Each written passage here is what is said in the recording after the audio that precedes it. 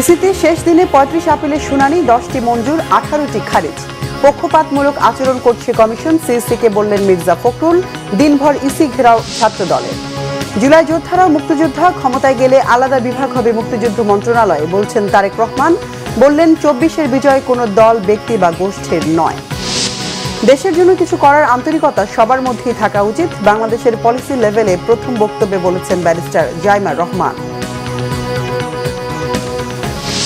Mob বলে জুলাই বিপ্লবকে প্রশ্নবিদ্ধের অপচেষ্টা বরদাস্ত করা হবে না, হুঁশিয়ারি চিফ প্রসিকিউটরদের। আইনের শাসন চাইলে মবকে উস্কানি না দেওয়ার আহ্বান রাজনীতিকদের। তাপস নানক সহ 28 জনের বিরুদ্ধে মানবতা বিরোধী অপরাধের অভিযোগ আমলে নিয়েছে ট্রাইব্যুনাল, 29 জানুয়ারি হাজিরার নির্দেশ।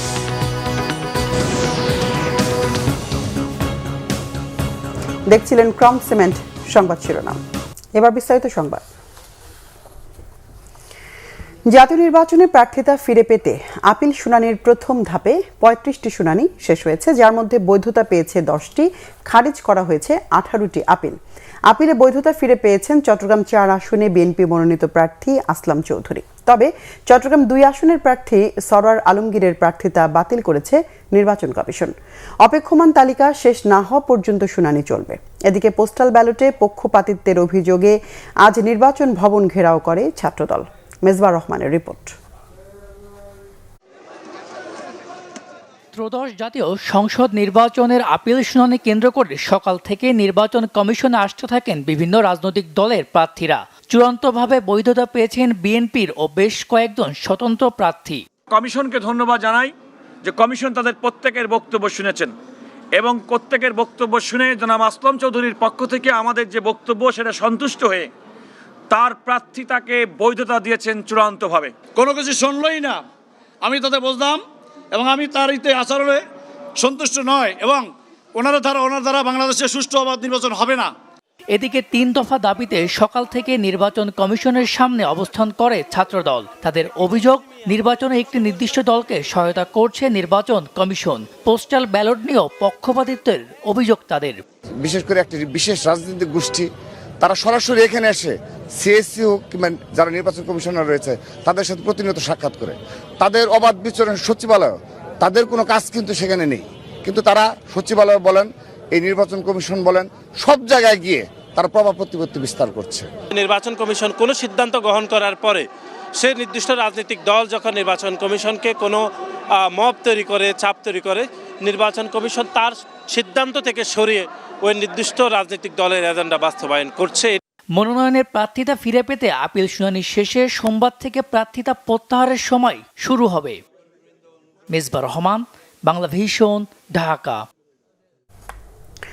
নির্বাচন কমিশন পক্ষপাতমূলক আচরণ করছে বলে মন্তব্য করেন বিএনপির মহাসচিব মির্জা ফখরুল ইসলাম আলমগীর।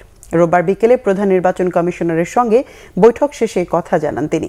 এ সময় নির্বাচন কমিশনের বেশ কিছু কার্যক্রমের স্বচ্ছতা নিয়ে প্রশ্ন তুলে তিনি বলেন, অনেক ক্ষেত্রে কমিশন পক্ষপাতমূলক আচরণ করছে, যা একটি সুষ্ঠু নির্বাচনের পথে অন্তরায় হতে পারে। তবে বিদ্যমান ত্রুটিগুলো দ্রুত সমাধান করলে এই কমিশনের অধীনেই সুষ্ঠু নির্বাচন সম্ভব বলে আশাবাদ ব্যক্ত করেন তিনি। বৈঠকে বিএনপির মহাসচিব মির্জা ফখরুল ইসলাম আলমগীরের নেতৃত্বে 3 সদস্যের প্রতিনিধি দলে দলটির স্থায়ী কমিটির সদস্য নজরুল ইসলাম খান, উপদেষ্টা পরিষদের সদস্য ইসমাইল জবিউল্লাহ ও ইসির সাবেক ভারপ্রাপ্ত সচিব মোহাম্মদ জকরিয়া উপস্থিত ছিলেন। আমরা মনে করি যে নির্বাচন কমিশন অনেকগুলো ক্ষেত্রেই তারা তাদের কার্যকলাপের মধ্য দিয়ে প্রশ্নবিদ্ধ আচরণ করছে। যে বিষয়গুলো আমরা তুলে ধরেছি তার মধ্যে প্রধান যে বিষয়টি ছিল যে আপনারা জানেন যে পোস্টাল ব্যালটের যে বিষয়টি, এটা কিন্তু এখনো পুরোপুরি সমাধান হয়নি। বিশেষ করে বিদেশের যারা নিবন্ধিত ভোটার তাদেরকে ব্যালট পেপার পৌঁছানোর ক্ষেত্রে এবং ব্যালট পেপারটা যেভাবে মুদ্রণ করা হয়েছে সেই ক্ষেত্রে আমাদের অভিযোগ, আমরা সেটা তাদের কাছে দিয়ে এসেছি। আমরা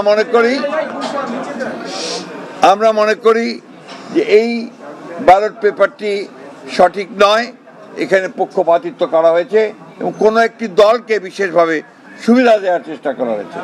আমরা নির্বাচন কমিশনকে এটাকে পরিবর্তনের জন্য আহ্বান জানিয়েছি। জুলাই যোদ্ধাদেরকে মুক্তিযোদ্ধা হিসেবে উল্লেখ করে শহীদ পরিবার ও জুলাই আহতদের দেখভালের জন্য ক্ষমতায় গেলে মুক্তিযুদ্ধ বিষয়ক মন্ত্রণালয়ে আলাদা বিভাগ করার প্রতিশ্রুতি দিয়েছেন বিএনপি চেয়ারম্যান তারেক রহমান। এ সময় তার কাছে গত ১.৫ বছরের স্বপ্নভঙ্গের ইতিহাস তুলে ধরেন শহীদ পরিবার ও আহত যোদ্ধারা। নাবিল জাহাঙ্গীরের রিপোর্ট, ক্যামেরায় মোহাম্মদ সেলিম। আমার ছেলের খুনি আমার সামনে, সে বাসায় তার সংসার নিয়ে বসবাস করছে, আমি নিজের চোখে দেখতে পাচ্ছি, কিন্তু আমার ছেলের খুনিকে এখন পর্যন্ত ধরা হচ্ছে না। যাদের রক্তে লাল হয়েছিল জুলাইয়ের রাজপথ, অবসান ঘটে ১.৫ দশকের ফেসিবাদী শাসনের। এই আকুতি সেই সব বীর শহীদের একজন, আহনাফের মা সাফাত সিদ্দিকীর। আমরা সাধারণ খেটে খাওয়া মানুষ, দিন আনি দিন খাই। আমরা চাই আপনারা সকল শহীদকে এক নজরে দেখেন। সুবিচারের এমন আকুতি এই শহীদ জননীরই নয়। গণ অভ্যুত্থানের ১.৫ বছরে অবহেলা আর বঞ্চনার শিকার শহীদ গোলাম নাফিজ, আবু সাইদ, শাহরিয়ার, মীর মুগ্ধ, ইমাম হাসান তায়েম সহ শত শত শহীদ পরিবার এবং আহত যোদ্ধাদেরও। আমার ছেলে মারা যাওয়ার 7 মাস 13 দিনের মাথায় আমার হাজবেন্ড ব্রেন স্ট্রোক করে মারা যায়। আমার এখন এই ছোট ছেলেটা ছাড়া আর কেউ নাই। যারা আমাদের মাথা বিক্রি করে গিয়ে ক্ষমতার মসনদে বসেছে, তারা শহীদ এবং আহত পরিবারদের কোনো খোঁজ খবর নেয় না। আমার ভাই প্রথম শহীদ, যে তাকে প্রকাশ্যে গুলি করা হয়েছে, বিভিন্ন মিডিয়াতে সরাসরি লাইভ টেলিকাস্ট করা হয়েছে। তার হত্যার সাথে সরাসরি জড়িত ছিল 2 জন পুলিশ গুলি করছিল, তাদের বিচারটা 1.5 বছর অতিবাহিত হয়ে গেছে, আমরা পাই নাই। রবিবার রাজধানীর কৃষিবিদ ইনস্টিটিউশনে বিএনপি আয়োজিত গণঅভ্যুত্থান ২০২৪-এ শহীদ পরিবার ও গুরুতর আহতদের সাথে মতবিনিময় সভায় তারেক রহমানকে কাছে পেয়ে নানা দাবি দাওয়া তুলে ধরেন তারা। আমরা এখনো পর্যন্ত দাঁড়ে দাঁড়ে ঘুরছি। আমি দোয়া করি, বিশ্বাস করি যে যদি বিএনপি সরকার ক্ষমতা আসে তাহলে যেন আমাদের বিচারটা পাই। পরিবারের মধ্যে যারা বিশেষ করে লেখাপড়া বন্ধ হয়ে যেতেছে, আর্থিক অনটনে আছে, আমি আগামী দিনে সরকারকে আহ্বান জানাবো তাদের জন্য ব্যবস্থা গ্রহণ করে। শোকগাথা পেরিয়ে গণতান্ত্রিক বাংলাদেশে বীর শহীদদের আকাঙ্ক্ষা বাস্তবায়নের প্রতিশ্রুতি তারেক রহমানের। জানালেন, বিএনপি সরকার গঠন করলে জুলাইয়ের মুক্তিযোদ্ধাদের দেখভালের দায়িত্ব দেয়া হবে মুক্তিযুদ্ধ বিষয়ক মন্ত্রণালয়কে। জুলাই অভ্যুত্থানে যেভাবে মানুষকে হত্যা করা হয়েছে, ১৫০০-এর মতন মানুষকে যে হত্যা করা হয়েছে, এটিকে এক বাক্যে স্রেফ আমরা একটি গণহত্যা বলতে পারি। যাকে আমরা হারিয়ে ফেলেছি তাকে তো আমরা ফিরিয়ে আনতে পারবো না, কিন্তু যারা পেছনে রয়ে গিয়েছেন সেই পরিবারের সদস্যদের বিভিন্ন সুবিধা অসুবিধাগুলো যাতে দেখভাল করতে পারি এই মুক্তিযোদ্ধা মন্ত্রণালয়, কারণ তারাও একজন মুক্তিযোদ্ধা, তারাও আপনারা মুক্তিযোদ্ধা হিসাবে আপনারা গণ্য। রাষ্ট্রীয় উদ্যোগে তাদের সর্বোচ্চ চিকিৎসা নিশ্চিত করা, যে উদ্দেশ্য নিয়ে এই সাহসী মানুষগুলো রাজপথে নেমে এসেছিলেন, রাষ্ট্র এবং সমাজ সেই উদ্দেশ্য বাস্তবায়ন করা।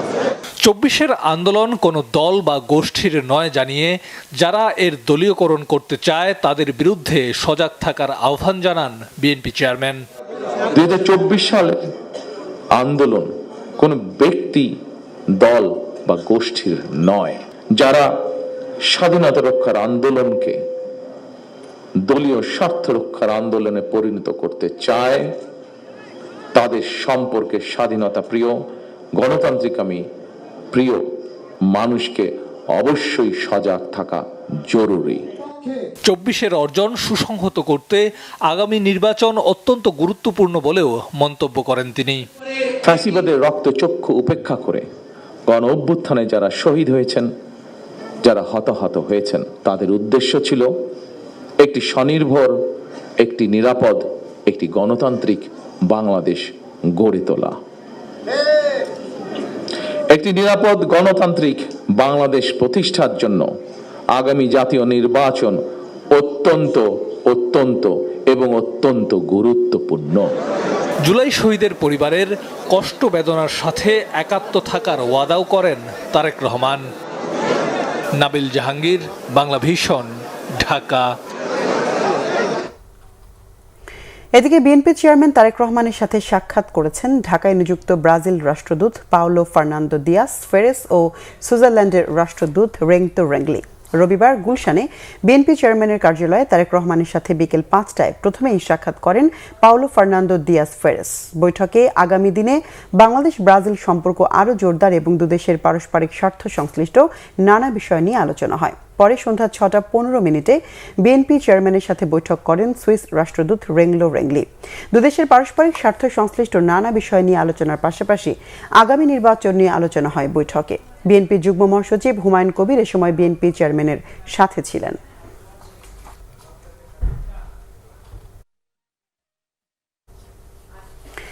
দেশের জন্য কিছু করার আন্তরিকতা সবার মধ্যেই থাকা উচিত বলে মন্তব্য করেছেন বিএনপি চেয়ারম্যান তারেক রহমানের মেয়ে ব্যারিস্টার জাইমা রহমান। তিনি বলেন, প্রত্যেকের আদর্শ, অভিজ্ঞতা, দৃষ্টিভঙ্গি আলাদা, এরপরও একসঙ্গে বসে আলোচনা চলছে, কারণ সবাই দেশের জন্য, দেশের মানুষের জন্য ভাবছেন। এটাই গণতন্ত্রের আসল সৌন্দর্য বলে মনে করেন তিনি। জানান, ভিন্ন এক অনুভূতি ও আবেগ নিয়ে কথা বলছেন তিনি। মহিবুল্লাহ মুহিবের রিপোর্টে বিস্তারিত। রাজধানীর খামারবাড়িতে কৃষিবিদ ইনস্টিটিউটে জাতি গঠনে নারী, নীতি, সম্ভাবনা এবং বাংলাদেশের ভবিষ্যৎ শীর্ষক এই আলোচনার আয়োজন করে ঢাকা ফোরাম, যেখানে প্রধান আকর্ষণ ছিলেন বিএনপি চেয়ারম্যান তারেক রহমানের মেয়ে ব্যারিস্টার জাইমা রহমান। প্রথমবারের মতো জনপরিসরে আলোচনায় যোগ দেয় স্বাভাবিক আগ্রহের কেন্দ্রেও ছিলেন তিনি। তার বক্তব্যেই ফুটে ওঠে প্রথমবারের মতো পলিসি লেভেলে বক্তব্য রাখার অন্যরকম বহিঃপ্রকাশ। বাংলাদেশের পলিসি লেভেলটায় আমার প্রথম বক্তব্য এটা। আমি এমন কেউ নয় যার কাছে সব প্রশ্নের উত্তর আছে বা সব সমস্যার সমাধান জানা আছে। তবু আমি বিশ্বাস করি, নিজের ছোট্ট জায়গা থেকেও সমাজের জন্য, দেশের জন্য কিছু করার আন্তরিকতা আমাদের সবার মধ্যে থাকা উচিত। আজ আমি এসেছি শুধু শুনতে, শিখতে এবং একসাথে কাজ করার মনোভাব নিয়ে এগিয়ে যেতে। কথা বলতে গিয়ে দাদি বেগম খালেদা জিয়ার লন্ডনে চিকিৎসাধীন অবস্থায় হাসপাতালে ঘটে যাওয়া ছোট্ট ঘটনা উঠে আসে জাইমা রহমানের বক্তব্যে। দাদু যখন আমাদের সাথে লন্ডনে ছিলেন গত বছর প্রথমের দিকে, উনি যখন এসেছিলেন তখন হাসপাতালে ছিলেন কিছু চিকিৎসার জন্য। ওখানে বিভিন্ন দেশ থেকে নার্স ছিল, ডাক্তার ছিলেন এবং একটি নার্স ছিলেন নাইজেরিয়া ওয়েস্ট আফ্রিকাতে। আম্মা আব্বা একদিন দাদুকে সকাল সকাল দেখতে গেছিল। তো নার্স তারপরে বললেছে যে, ও আমি তো আপনার মাকে চিনেছি। আম্মু আব্বু বললো, কিভাবে? আপনার মাই প্রথম ইলেক্টেড প্রাইম মিনিস্টার বাংলাদেশের না? আম্মু আব্বু তো অবাক, হ্যাঁ আপনি কিভাবে জানেন? তো নার্স তারপরে বললো যে, আপনাদের যে উনি যে এত কিছু করেছেন এই মেয়েদের শিক্ষার জন্য, specially primary education, food for education, cash for education, এগুলো আমাদের সরকার ওই 35-30 বছর আগে দেখে ইমপ্লিমেন্ট করেছিল। আর ওই কারণে লক্ষ লক্ষ মেয়েরা গ্রাম অঞ্চলে, ওদের দেশে গ্রাম অঞ্চলে বিভিন্ন জায়গা সদরে এখনো শিক্ষা পাচ্ছে, অন্তত প্রাইমারি এডুকেশন লেভেলে। সো ভাবলাম একটু। প্যানেল আলোচনায় দেশের বিশিষ্ট নারী উদ্যোক্তা ও অর্থনীতিবিদরা তুলে ধরেন নারী ক্ষমতায়নে বাধার প্রসঙ্গ আর নতুন বাংলাদেশ বিনির্মাণে নারীদের সম্পৃক্ত করার পাশাপাশি তাদের নিয়ে নানা পরিকল্পনার কথা তুলে ধরেন বিএনপির স্থায়ী কমিটির সদস্য আমির খসরু মাহমুদ চৌধুরী। মহিলাদের জন্য যে পলিসিগুলো করেছে আমি বলেছি, apart from removing the glass ceiling, এটা আমাদের করতে হবে, এটা আমাদের মানসিক ব্লক যেটা আছে, we have to do that.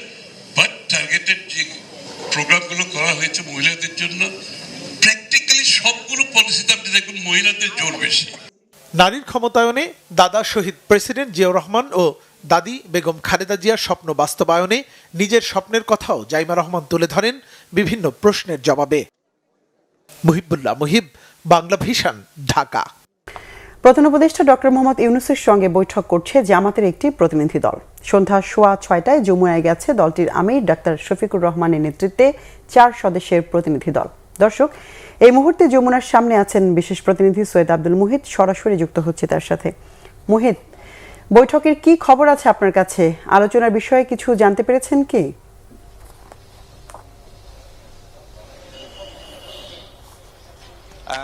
যেবা আপনি জানেন যে 6:15টার দিকে জামাতের যে প্রতিনিধি দলটি প্রধান উপদেষ্টা ডক্টর মোহাম্মদ ইউনূসের সঙ্গে বৈঠক করতে গেছেন সেই বৈঠকটি এখনো চলছে।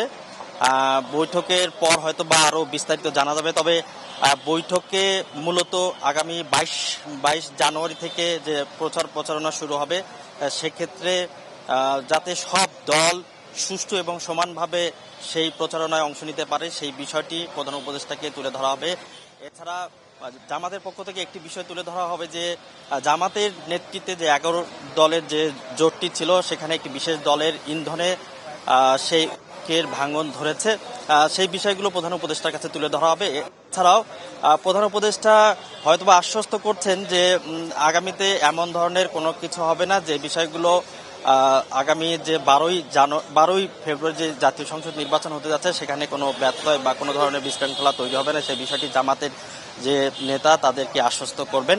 সব মিলিয়ে বৈঠকে আরও বিস্তারিত কী ধরনের তথ্য আলোচনা হচ্ছে বা কী ধরনের আলোচনা হবে বিষয়গুলো বৈঠকের পর বিস্তারিত জানা যাবে। বৈঠকের পর এখানে ব্রিফিং হবে, সেজন্য এখানে গণমাধ্যমের কর্মীরা উপস্থিত রয়েছেন।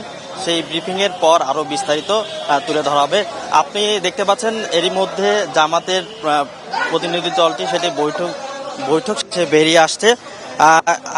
আর কিছুক্ষণের মধ্যে হয়তোবা আমরা ব্রিফিং করলে সেই বিস্তারিত জানতে পারবো। আপনি দেখতে পাচ্ছেন যে যমুনা থেকে এরই মধ্যেই জামাতের যে প্রতিনিধি দলটি বৈঠক করেছেন তারা বেরিয়ে এসেছে। জামাতের প্রতিনিধি দলে রয়েছেন জামাতের আমির ডাক্তার শফিকুর রহমান, আছেন সেক্রেটারি জেনারেল নায়েবে আমির এবং সহকারী সেক্রেটারি জেনারেল। 8 সদস্যের যে প্রতিনিধি দল তারা এই বৈঠক শেষে বেরিয়ে আসছেন, সাংবাদিকদের সাথে কথা বলবেন। আমরা তাদের থেকে বিস্তারিত শুনবো, তারা আসলে প্রধান উপদেষ্টার সঙ্গে কি ধরনের বৈঠক করেছেন আর বৈঠকের বিস্তারিত আমরা এখন জানতে চাইবো আসলে কি বিষয়ে তাদের এই বৈঠক হলো। এর আগে প্রধান উপদেষ্টার সঙ্গে বিএনপি চেয়ারম্যান তারেক রহমান তার পরিবার সহ সাক্ষাৎ করেছেন। আমরা এখন শুনবো প্রধান উপদেষ্টার সঙ্গে তার ব্রিফিং এর বিস্তারিত। আসসালামু আলাইকুম ওয়া রাহমাতুল্লাহি ওয়া বারাকাতুহু।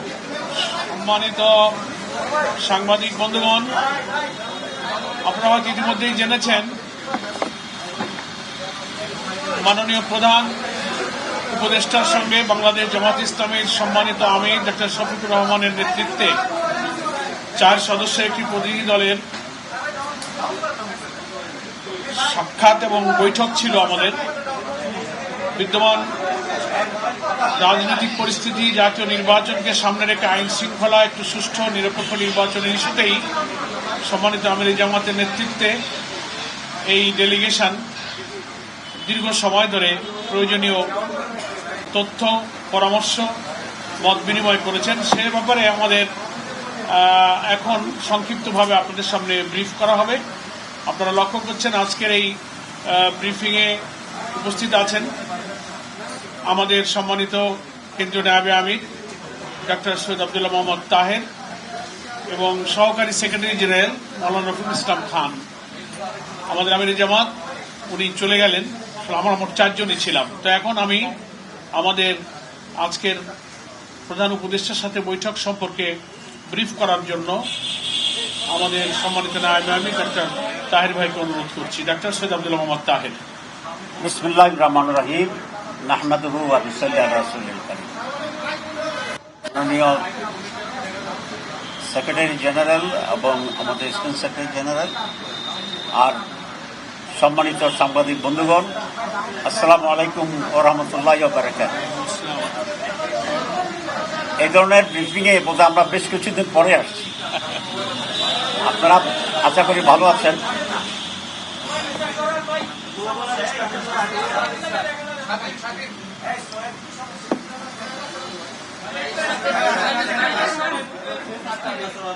আমাদের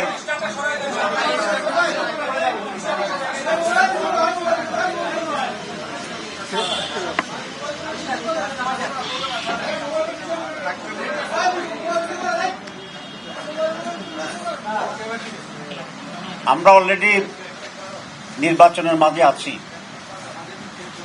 যারা বহুদিন ধরে বলছিল যে 2026-এর ফেব্রুয়ারিতে নির্বাচন হবে না, সকল দলের স্বতঃস্ফূর্ত নমিনেশন সাবমিশনের মাধ্যমে তাদের এই বক্তব্য অসর প্রমাণিত হয়েছে। আমরা আশা করি বাংলাদেশের 12 ফেব্রুয়ারি একটি অবাধ, সুষ্ঠু এবং নিরপেক্ষ নির্বাচন হবে। কিন্তু ইতিমধ্যেই আমরা কিছু ভিন্ন চিত্র দেখছি বিদায় এটা প্রতিকারের জন্য আমরা আজকে প্রধান উপদেষ্টার দৃষ্টি আকর্ষণ করি। আপনারা জানেন যে নমিনেশন বাছাই পর্ব চলছে ইলেকশন কমিশনে, এবং সেখানে একই নিয়মে বিভিন্ন জায়গায় কাকে উপযুক্ত মনে করেছে প্রার্থীকে ওকে করে দিয়েছে, আবার একই রকম কেসে কাকে বাতিল করেছে। এখানে দুটি প্রধান সাবজেক্ট ছিল কারণ নমিনেশন বৈধ কিংবা অবৈধ এটা বিবেচনার জন্য। গ্রস একটা হচ্ছে ঋণ খেলাপি, আর একটা হচ্ছে দ্বৈত নাগরিকত্ব। ঋণ খেলাপির ব্যাপারে তো এটা স্পষ্টই সবসময় এটা ছিল, কিন্তু কিছু কিছু জায়গায় আমরা ইলেকশন কমিশনের একটু ভিন্নতা দেখতে পাচ্ছি। আর দ্বৈত নাগরিকত্বের ব্যাপারেও প্রাথমিক বাছাই একই ধরনের জায়গায় কাউকে বৈধ করছে, কাউকে অবৈধ করছে, এটা হিয়ারিং চলছে। আমরা শুনতে পাচ্ছি কোনো একটি দলের পক্ষ থেকে ইলেকশন কমিশনে গিয়ে চাপ সৃষ্টি করার চেষ্টা করছে, যাতে করে এই সমস্ত ত্রুটির কারণে যাদের নমিনেশন বাতিল হিসাবে গণ্য হওয়ার কথা সেটা যেন করা না হয়।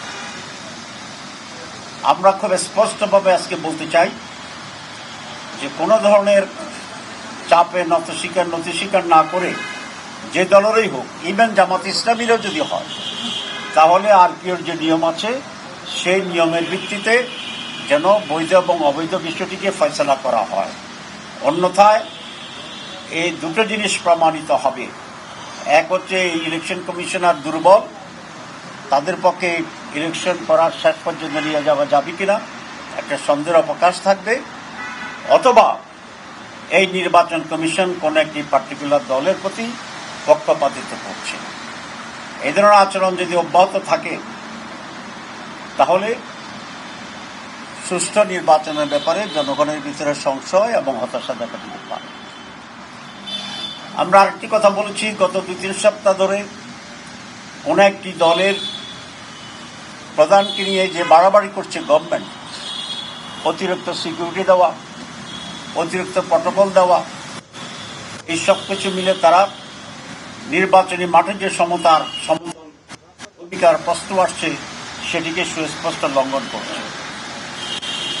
আমরা বলেছি কাউকে অধিকতর সিকিউরিটি কিংবা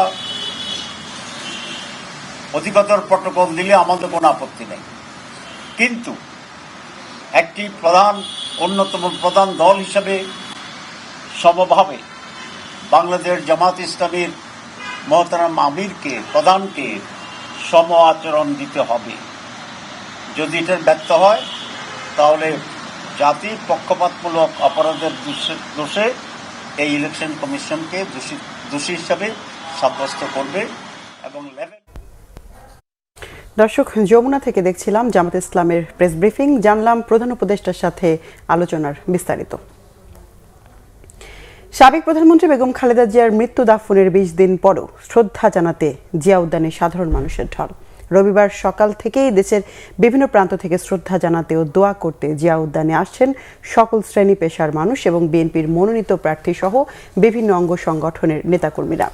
শ্রদ্ধা জানানোর পর করছেন দোয়া। শহীদ রাষ্ট্রপতি জিয়াউর রহমানের আদর্শ সামনে রেখে এগিয়ে যাওয়ার প্রতিজ্ঞাও করছেন তারা। এরই ধারাবাহিকতায় বিএনপির ফেনী 1 আসনের মনোনীত প্রার্থী রফিকুল আলম মজনু বলেন, বিএনপি প্রতিহিংসার রাজনীতি করতে চায় না। আসন্ন নির্বাচনের মাধ্যমে প্রতিহিংসার রাজনীতির অবসান হবে বলেও আশাবাদ ব্যক্ত করেন এই প্রার্থী। গণতন্ত্রকে টিকিয়ে রাখতে এবং জনগণের অধিকার প্রতিষ্ঠায় ভোট কেন্দ্রে উপস্থিত হওয়ার কোনো বিকল্প নেই বলে মন্তব্য করেছেন ঢাকা ৬ আসনের বিএনপির মনোনীত প্রার্থী ইশরাক হোসেন। সাবেক 3বারের প্রধানমন্ত্রী বেগম খালেদা জিয়ার রুহের মাগফিরাত কামনায় গোপীবাগে বাংলাদেশ বয়েজ ক্লাব আয়োজিত দোয়া ও শোকসভায় তিনি সব মন্তব্য করেন। ইশরাক হোসেন বলেন, ভোট কেন্দ্রে যাওয়াই গণতন্ত্র রক্ষার একমাত্র পথ। জনগণ সরাসরি ভোট দিয়ে রাষ্ট্র পরিচালনার সিদ্ধান্ত নেবে, এটাই গণতন্ত্রের মূল কথা। স্মরণ করিয়ে দেন, বিগত 17 বছর ধরে বাংলাদেশে জনগণের ভোটাধিকার কেড়ে নেওয়া হয়েছিল। নির্বাচন ব্যবস্থাকে ধ্বংস করে একটি গোষ্ঠী ক্ষমতাকে চিরস্থায়ী করার চেষ্টা করছে, কিন্তু বাংলাদেশের মানুষ এই পরিস্থিতি থেকে বেরিয়ে এসে আবারও গণতন্ত্রের পথে হাঁটতে চায়। আগামী নির্বাচন শুধু একটি সরকারের পরিবর্তনের নয়, এটি বাংলাদেশের ভবিষ্যৎ নির্ধারণের নির্বাচন বলেও মন্তব্য করেন ইশরাক হোসেন। অগ্রযাত্রার যে পথে আমরা সামিল হয়েছি, শরীক হয়েছি, সেটাকে সফলভাবে এবং স্থায়ীভাবে যাতে প্রত্যেক 5 বছর অন্তর অন্তর একটা নির্বাচনের মাধ্যমেই বাংলাদেশের রাষ্ট্র ক্ষমতার পরিবর্তন হয়, রাষ্ট্র পরিচালনা পরিবর্তন হয়, সেটা যদি আমরা স্থায়ীভাবে প্রতিষ্ঠা করতে চাই, তাহলে অবশ্যই আমাদেরকে আগামী জাতীয় নির্বাচনে সবাইকে ভোট কেন্দ্রে উপস্থিত হয়ে আপনাদের পছন্দসই প্রার্থীকে আপনারা ভোট দিবেন। কিন্তু অবশ্যই আপনারা ভোট কেন্দ্রে যাবেন। বারে বারে আপনাদেরকে অনুরোধ করছি, আপনাদের পরিবার পরিজন সহ সারা বাংলাদেশে যে যেখানেই থাকেন না কেন, অবশ্যই আপনারা ভোট কেন্দ্রে গিয়ে আপনারা আপনাদের ভোটাধিকার প্রয়োগ করবেন। তার মাধ্যমে একটা গণতান্ত্রিক এবং একটা সুখী, সমৃদ্ধশালী, শান্তিপূর্ণ, শক্তিশালী, সার্বভৌম, স্বাধীন, মুক্ত বাংলাদেশ আমরা গড়ে তুলতে চাই, গড়ে তুলতে পারবো ইনশাআল্লাহ। মব শব্দটি বলার পেছনে বিপ্লবকে প্রশ্নবিদ্ধ করার অপচেষ্টা আছে বলে মন্তব্য করেছেন আন্তর্জাতিক অপরাধ ট্রাইব্যুনালের চিফ প্রসিকিউটর তাজুল ইসলাম। তাই মব শব্দটি ব্যবহারে সংযত হওয়ার পরামর্শ দেন তিনি। তার এই বক্তব্য প্রচ্ছন্ন হুমকি মনে করছেন বিএনপি ও সিপিবি সহ রাজনৈতিক দলের নেতারা। এই নিয়ে মন্তব্য করতে রাজি হননি আইন উপদেষ্টা আসিফ নজরুল। তবে সংস্কার হয়নি বলে তুচ্ছ-তাচ্ছিল্য করছেন তাদের উদ্দেশ্যে বলেন, এত অল্প সময়ে এত বেশি সংস্কার বাংলাদেশের ইতিহাসে আর কখনোই হয়নি। জিয়াউল হক সবুজের রিপোর্ট। বিচার বিভাগের স্বাধীনতা এবং আইনের শাসন বিষয়ে নীতি সংলাপের আয়োজন করে সিজিএস। এতে রাজনৈতিক ও আইন অঙ্গনের আলোচকরা বলেন, দেশে রাজনৈতিক ছত্রছায়ায় বিচারক নিয়োগের প্রক্রিয়া নিরপেক্ষ বিচারের পথে বড় বাধা। বিচার ব্যবস্থার প্রতি জনগণের আস্থা ফেরাতে দরকার রাজনৈতিক সদিচ্ছা। ঝুলে থাকা ৪৫ লাখের বেশি মামলা নিষ্পত্তির জন্য বিচারকের সংখ্যা বাড়ানোর তাগিদ দেন আলোচকরা। এ সময় উঠে আসে মব শব্দটির ব্যবহার নিয়ে বিতর্ক। মব শব্দটা প্রয়োগের আগে অবশ্যই আমাদেরকে খুব সতর্কতার সাথে কাজ করতে হবে। বাস্তিল দুর্গের পতনকে আপনি রাস্তার ছিনতাইকারী মবকে একসাথে মিলাতে পারবেন না। গণভবনের পতনের এই বিপ্লবের যে অর্জন, সেটার সাথে মব শব্দটা বারবার ব্যবহার করে এই বিপ্লবীদেরকে অথবা বিপ্লব যারা করেছে তাদেরকে প্রশ্নবিদ্ধ করার কোনো চেষ্টা যদি কোনো মহলে থাকে, আমি বলবো যে সবারই সংযত হওয়া উচিত। বক্তব্য শেষ করে তাজুল ইসলাম চলে যাওয়ার পরপরই তার এই বক্তব্যকে হুমকি বলে মন্তব্য করেন বিএনপির সাবেক এমপি নীলুফার চৌধুরী মনি। ক্ষোভ জানান সিপিবির নেতা রুহিন হোসেন প্রিন্সও। মবকে মব বলা যাবে না। আচ্ছা ঠিক আছে, আমরা এতদিন কোনো নাম পাই নাই, আমরা চরম অপরাধমূলক কর্মকাণ্ডকে লম্বা লাইন দিয়ে বলতাম। আচ্ছা, যে বা যারা মব নিয়ে আসছে হঠাৎ করে, আমরা এটাকে কিছু মনে করি নাই, মবই বলেছি। মবকে জাস্টিফাইড করব, ওই আপনি আইনের শাসন চান আবার মবকে উস্কান, তার মানে কি এটা? নো, এটা বাংলাদেশে চলবে না। এটা যদি চালাইতে চান আইনের শাসন চলতে পারে না। আমি তাকেও বলতে চাই যে উনিও যেন সংযতভাবে আচরণ করেন, তা না হলে বাংলাদেশের মানুষকে ধমক দিয়ে, হুমকি দিয়ে তাদেরকে দাবিয়ে রাখা যাবে না। অনুষ্ঠানের শেষ মুহূর্তে সংলাপে যোগ দেন আইন উপদেষ্টা ডক্টর আসিফ নজরুল। মব প্রসঙ্গে অন্য অতিথির বক্তব্য নিয়ে কোনো মন্তব্য করতে রাজি হননি তিনি। তবে জানান, বিচার বিভাগকে স্বাধীন করতে সরকার সম্ভব সবকিছু করেছে। কোনো সংস্কার হয়নি এটা ঠিক না, যথেষ্ট সংস্কার হয়েছে সময়ের বিবেচনায়। হয়তো আরো হতে পারত, কিন্তু আমরা মনে করি আমাদের সময়ের সর্বোত্তম ব্যবহার করার চেষ্টা করেছি। উচ্চ আদালতেও কিছু সংস্কারের প্রয়োজন রয়েছে। এই সংস্কারের চিন্তা উচ্চ আদালত থেকেই আসতে হবে। প্রধান বিচারপতির একটা ক্ষমতার কেন্দ্রিকতা আছে, এটাকে একটুখানি গণতন্ত্রায়ন প্রয়োজন। প্রধান বিচারপতির একক ক্ষমতা যে কোনো বেঞ্চ গঠন করছেন, ভেঙে দিচ্ছেন, এখানে একটু গণতন্ত্র আনা প্রয়োজন। জবাবদিহি ছাড়া অসীম স্বাধীনতায় প্রত্যাশিত সুফল পাওয়া যায় না বলে মন্তব্য করেন আইন উপদেষ্টা। জিয়াউল হক সবুজ, বাংলা ভিশন, ঢাকা। জুলাই আগস্টে মোহাম্মদপুরে মানবতাবিরোধী অপরাধের মামলায় শেখ ফজলে নূর তাপস, জাহাঙ্গীর কবির নানক সহ 28 জনের বিরুদ্ধে অভিযোগ আমলে নিয়েছে আন্তর্জাতিক অপরাধ ট্রাইব্যুনাল 1। রবিবার বিচারপতি গোলাম মর্তুজা মজুমদারের নেতৃত্বে 3 সদস্যের ট্রাইব্যুনাল এই আদেশ দেন। সেই সাথে 29 জানুয়ারি 24 আসামি গ্রেফতার করে ট্রাইব্যুনালে হাজিরেরও নির্দেশ দেওয়া হয়। এই মামলায় আসামি 28 জনের মধ্যে 24 জন পলাতক ও 4 জন কারাগারে আছে। তাদের আদালতে হাজির করা হয়। মোহাম্মদপুরে শহীদ ফারহাস ফাইয়াজকে হত্যাসহ মোট 3টি অভিযোগ আনা হয়েছে আসামিদের বিরুদ্ধে। এই মামলায় মোট সাক্ষী 50 জন। ফরমাল চার্জের প্রথম অভিযোগে বলা হয় 18 জুলাই মোহাম্মদপুরে আন্দোলন অংশগ্রহণকারী শিক্ষার্থী ফারহান ফাইয়াজ শহীদ হয়। শেখ ফজলে নূর তাপস তৎকালীন প্রধানমন্ত্রীকে ফোন করে মারণাস্ত্র ব্যবহার করতে উস্কানি দেন। এছাড়াও ড্রোন ব্যবহার করে আন্দোলনকারীদের চিহ্নিত করার অভিযোগ আছে। এ মামলায় পুলিশ কর্মকর্তা বিপ্লব কুমার সরকার, প্রলয় জোয়ারদার সহ বেশ কয়েকজনের নাম এসেছে। এই মামলায় ভিডিও ফুটেজ ও চাক্ষুষ প্রমাণ আছে উল্লেখ করে বিচার শুরুর আবেদন করেন চিফ প্রসিকিউটর। সাবেক মেয়র ফজলে নূর তাপস, যুবলীগের নেতা বা আওয়ামী লীগের নেতা জাহাঙ্গীর কবির নানক সহ মোট 28 জন আসামির বিরুদ্ধে অভিযোগ আমলে গ্রহণ করেছেন এবং আগামী 29শে জানুয়ারি আসামিদেরকে গ্রেপ্তার করে তাদেরকে আদালতে উপস্থিত করার জন্য আইন শৃঙ্খলা রক্ষাকারী বাহিনীকে নির্দেশ দিয়েছেন। ঢাকা মহানগরীর খুব নটোরিয়াস কয়েকজন অফিসার, এর সাথে সম্পৃক্ত প্রলয় জোয়ারদার, বিপ্লব কুমার সরকার, তারপরে রওশনুল হক সৈকত, হাবিবুর রহমান, এদের ইনভলভমেন্টটা দিবালোকের মতো স্পষ্ট। সেই কারণে তারা সহ যারা ঘটনাস্থলে থেকে সরাসরি আগ্নেয়াস্ত্র ব্যবহার করে আন্দোলনকারীদের হত্যা করেছে তাদেরকে আমরা এখানে আসামি শ্রেণীভুক্ত করেছি। মোহাম্মদপুর এলাকার ঘটনাগুলোর কিন্তু অধিকাংশ প্রমাণাদি ভিডিওতে ধারণ করা আছে, সুতরাং এটা প্রমাণ করাটা সহজ হবে। স্বরাষ্ট্র উপদেষ্টা অবসরপ্রাপ্ত লেফটেন্যান্ট জেনারেল জাহাঙ্গীর আলম চৌধুরী বলেছেন, পুলিশ পেশাদারিত্বের সাথে কাজ করলে এবার বাংলাদেশের ইতিহাসে সবচেয়ে নিরপেক্ষ নির্বাচন হবে।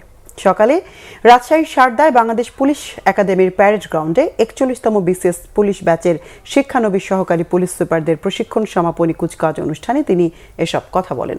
স্বরাষ্ট্র উপদেষ্টা জানান, আসন্ন নির্বাচনে পেশাদারিত্বের মাধ্যমে 1.5 লাখ পুলিশ সদস্য কাজ করবে। কোনো প্রার্থী বা এজেন্টদের কাছ থেকে কোনো ধরনের আর্থিক সুবিধা নেওয়া যাবে না। কোনো প্রার্থীর প্রতিনিধির কাছ হতে খাবারও নেওয়া যাবে না।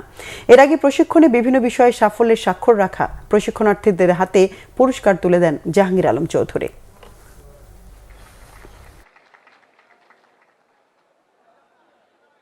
নির্বাচনকালীন যে অবৈধ অস্ত্র, আমি বলবো না অবৈধ, কিছু বৈধ অস্ত্র, যেহেতু আমাদের যে অস্ত্রগুলি যে লুট হয়ে গেছে আমাদের থানা থেকে, ওই অস্ত্র কিছু আছে যারা আমাদের এখনো উদ্ধার করা সম্ভব হয়নি। বাট এই অস্ত্রগুলি কিসের সময়, ইলেকশনের সময় এরা ব্যবহার করতে পারবে না, এই প্রতিশ্রুতি আমি আপনাদের দিতে পারি। যেহেতু এই কিছু কিছু অস্ত্র রয়ে গেছে যেগুলি হয়তো তারা খাল বিল নদীতে ফালাই দিছে, যেগুলি আর উদ্ধার করা সম্ভব হচ্ছে না। আর আমাদের কিন্তু দৈনিকই কিছু না কিছু অস্ত্র কিন্তু উদ্ধার হচ্ছে। সরকার সকল বাধা মোকাবেলার জন্য প্রস্তুত, তাই ভোটারদের কেন্দ্রে গিয়ে গোলাপি কাগজে হ্যাঁ ভোট দেওয়ার আহ্বান জানিয়েছেন তথ্য সম্প্রচার মন্ত্রণালয়ের উপদেষ্টা সৈয়দা রিজওয়ানা হাসান। রবিবার দুপুরে গণভোটের প্রচার ও ভোটার উদ্বুদ্ধকরণে নীলফামারী জেলা শিল্পকলা একাডেমি মিলনায়তনে মতবিনিময় সভায় এই আহ্বান জানান উপদেষ্টা। তিনি আরও বলেন, গুম খুনের যে সংস্কৃতি চালু করা হয়েছে সেখান থেকে উত্তরণের পাশাপাশি জনগণের মূল্যায়নের জন্য সংস্কার প্রয়োজন। এসব বাস্তবায়নে হ্যাঁ ভোট দিতে হবে। এর আগে জেলা প্রশাসকের কার্যালয় থেকে একটি শোভাযাত্রা বের হয়ে জেলা শিল্পকলা একাডেমি চত্বরে গিয়ে শেষ হয়।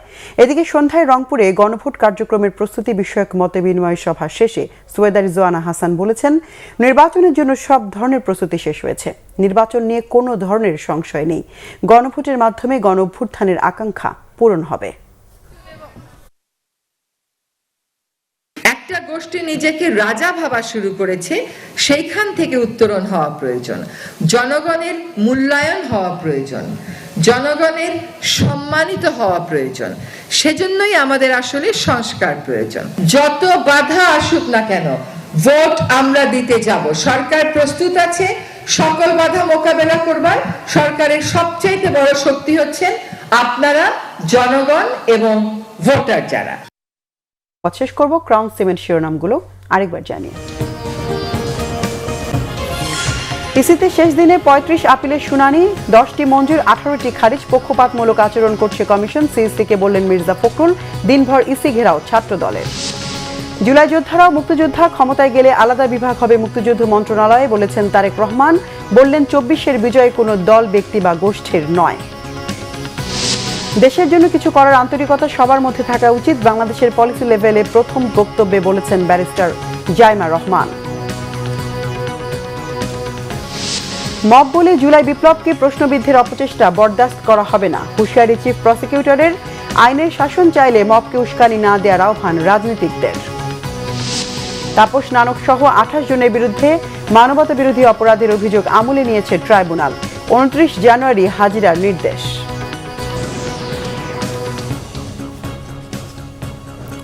দর্শক, এ ছিল এখনকার মতো। পরের সংবাদ রাত 10:30। এর আগে 9টায় রয়েছে নিউজ 20, দেখার আমন্ত্রণ রইল।